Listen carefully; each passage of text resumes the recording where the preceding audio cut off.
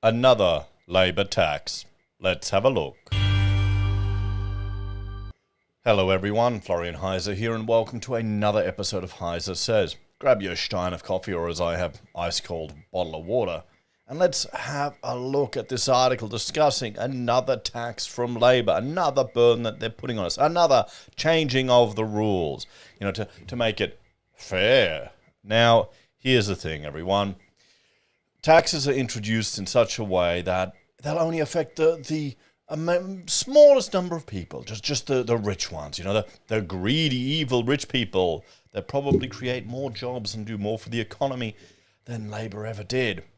But that's another topic. Just think, who's doing more for cost of living crisis? Aldi or the government? Okay, just saying. But let's look at this one here, guys, because I don't understand. This scares me. What they're putting here, what they're laying the groundwork here, it actually scares me because this seems quite concerning what they've got. So here we go. So Labour's flawed proposed changes to superannuation will destroy people's lives, leading fund manager Jeff Wilson says. So we'll get my highlighter here. So there we go. So Labour's proposed tax increase on superannuation accounts above 3 million will destroy people's lives and negatively impact young Australians, a leading fund manager has warned, as debate over the bill rages on. Now, I'm frustrated with superannuation because, well, it forces us to lock money away, doesn't it? You can't use it. There's an opportunity, sure, there's a benefit to locking it away for a long time, but there's an opportunity cost. You can have all this, nothing is more frustrating having all this money sitting in super and then trying to scrape together a deposit for a house, where you're trying to struggle to beat the price increases when cost of living is going up, rent is going up, everything's going up. But no, they don't let you have control of that money because you're too stupid to manage your own affairs. That's Australia, guys. The government has introduced legislation that will double the tax rate on super earnings above 3 million to 30%. And will not index this threshold over time as inflation changes. So you may think $3 million, all those people, those greedy old people that have that much in their super. Okay, but you know what's going to happen. We all know what's going to happen. In a few years' time, $3 million isn't going to seem like that much for super. It's how many houses? 3 houses in Brisbane. 3 average shitty houses in Brisbane. That's your super fund. So if you've got a few people in a family fund there you go. And again, they're changing the rules. This is Labour's way. Labour's way. They're take every time. A younger generation needs to learn this the hard way. Labour's legislation will also force people above this threshold to pay taxes for gains on assets in their super fund, such as farms or small businesses. Oh, there you go. They would pay taxes on these gains now, despite the return from these assets not being realized. Now, this is the really scary, insidious thing of this approach. You're paying taxes on gains that you haven't got. You haven't realized the gains. Are they going to force you to sell the asset? Look at what's happening in the UK with the farmers. Again, left-leaning, Labour Party, wanting to squeeze out all the farmers. And who's coming in to buy up all the land? The foreign megacorps. This is the thing. The lefties, they're not the working class party anymore, guys. They're the large corporates, the big corporations. They want their crony capitalism in their control, and they want to chip away at your life bit by bit by bit. I'm really hoping people will wake up. We can't have this. Once we see this, I don't understand how anyone could think this could be a good thing if you start taxing people on unrealized gains. You're going to disincentivize investment. You're going to disincentivize job creation. And sure, right, at the moment it won't affect most people. Yeah, sure, but think about your kids or your kids' kids. It's going to affect them. Fierce opposition to the legislation has since arisen from Wilson's Asset Managers founder, Jeff Wilson, who lashed out at the government for going after unrealized capital gains.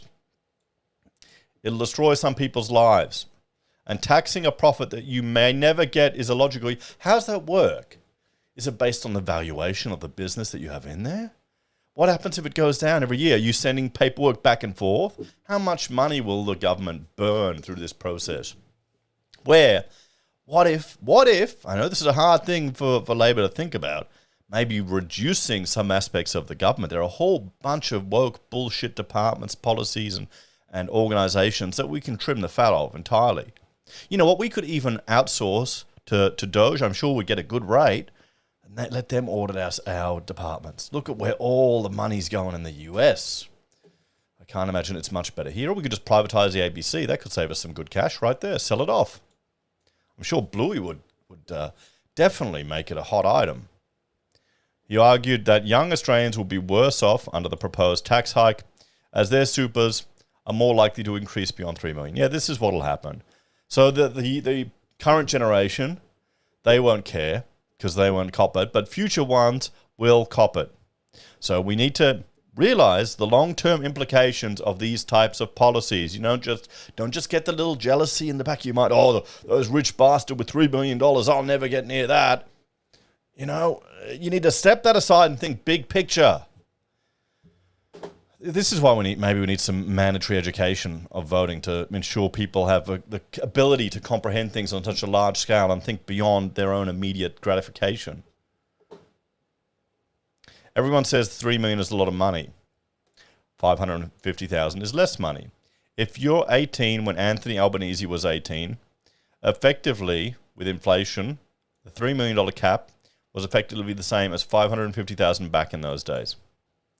Pretty much every young Australian is going to be negatively impacted by this. Well, sadly, they're going to have to learn this is what happens when you vote in Labor when you're young. Reports arose earlier this week that the government was trying to link the bill with legislation in the Senate that would scrap debt card surcharges and reduce surcharges on credit cards. Okay, so they're going to link it to other stuff to try and push it through, all touchy-feely good things so you can get the crossbenchers going, oh, we're doing this to stop the greedy banks charging their surcharges on credit cards or scrapping debit card surcharges, you know, when the real goal is this additional tax. Mr. Wilson lauded the crossbench senators who have opposed this increase, including Lambie and Pocock. Good. And this is why you want a variety of politicians in the parliament. You just don't want the house full of Labor people. You just don't want them all full of Liberal people. You want a mix. You want the funny buggers in there as well that make it certainly more interesting because they can step in and speak some sense to. Because honestly, most of the people that represent us in the House of Reps, they just go along with the party line. So, congratulations on all the crossbenchers. Obviously, the Liberals, they're against it, but all the crossbenchers that have stood up for this, particularly when the last couple of days the government has tried to pull another bill, the bill on the surcharge on credit cards. Or put another bill, yeah. No one wants to pay surcharges on credit cards, so they've effectively trying to bribe the crossbenchers to vote for this legislation, which is flawed. I mean, those of us that are a bit older, a bit more experienced, we're probably cynical bastards than seeing all this type of shit. Look at the games they're playing. Look at the dirty games they're playing. You know what? Maybe he wouldn't need to be raiding Super's money if he didn't piss away so much money on a bloody referendum we didn't need. There's a saving there.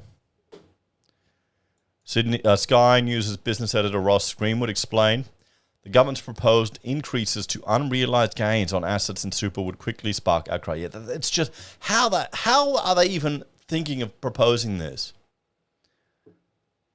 It just seems like nuts. And I bet you most of the people with 3 million or more are civil servants. Guaranteed, a lot of them are civil servants. Imagine that each and every year, you know, some previous generations, they had contributions to schemes under the public works where they just put in a amount, and regardless of what they put in, regardless of the performance of their amount they put in as an investment, they get a guaranteed return.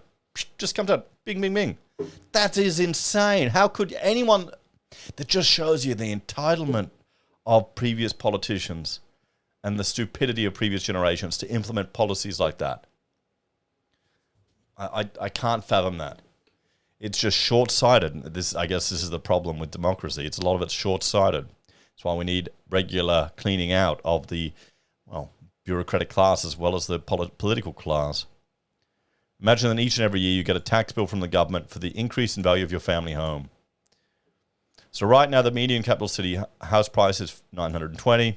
In the past year, on average, it would decrease 6.3%. So around 58 grand. Now imagine the government adds that 58,000 to your income tax and taxes you on it. If you're on an average income around 100 grand per annum, that will be $20,000 more. There you go. Hang on, wait. Sorry, couldn't find the mute on the audio, but I'm still getting set up. I mean, this is not what's going to happen right now, but this is showing you. This is showing you what they plan to do. When Labor proposed the changes to superannuation taxation, Treasurer Jim Chalmers said it would only impact 0.5% of the population, or about 80,000. Yes, it'll only impact them now. It's the old thing. I didn't argue. I didn't stand up when you attacked such and such. Then no one was left to defend me when I was attacked. This is just the beginning. Just make it voluntary. If all your constituents want to pay more tax, let them do it. Let them do it. However, as the 3 million threshold does not index, this figure could soon balloon out, according to the Financial Services Council. If the government does not index the proposed $3 million superannuation balance cap, 500,000 Australian taxpayers will breach this cap in their life and face a 30% earnings tax, including 204,000 Australians under the age of 30. See, this is another way previous generations want to frankly fuck over the younger generations. Again.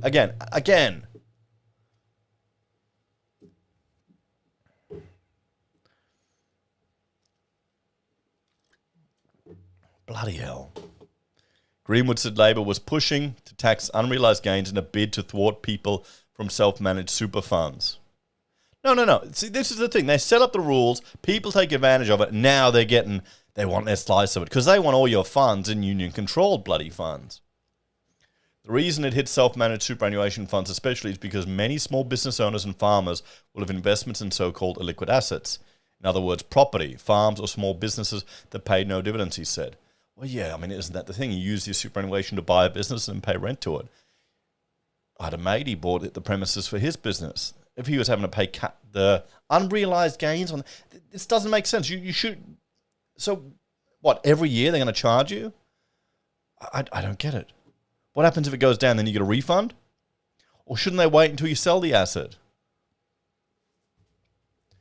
So with no profits, there's no cash to pay the tax. Some argue this is another way the government is trying to divert more superannuation in Australia's $3 trillion system to industry funds, controlled by union and industry representatives. Yes, I honestly, I would agree. This is diabolical. Let's have a chat about this one, guys. This is just disgusting. I know people are going to go, it's only going to affect such a small amount. Sure. Most of us, if we don't have 3 million in the super, it's not going to impact us. That's fine. But think of your kids. Think of your kids. It'll affect them. It will affect them. Or your grandchildren. It'll definitely affect them. Because once this gets through, how hard is it going to be to get out? And then once they get a sniff of taxing unrealised capital gains, shit, they're going to be doing it for every other bloody thing they could imagine. Every time.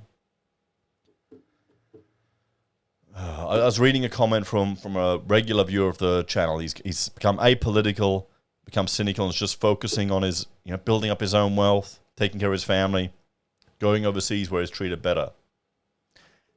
This will lead to a brain drain too of us Aussies getting out. I don't know, guys. Will the majority fall for this? I hope not. But I can see a lot of them. A lot of people are stupid enough to believe there's still a wage gap. They believe anything they're fed by the media. They don't understand. Maybe they just don't have the critical thinking skills all the time to actually study these things because they don't care. They're too busy just living their lives, trying to get by. This needs to be opposed.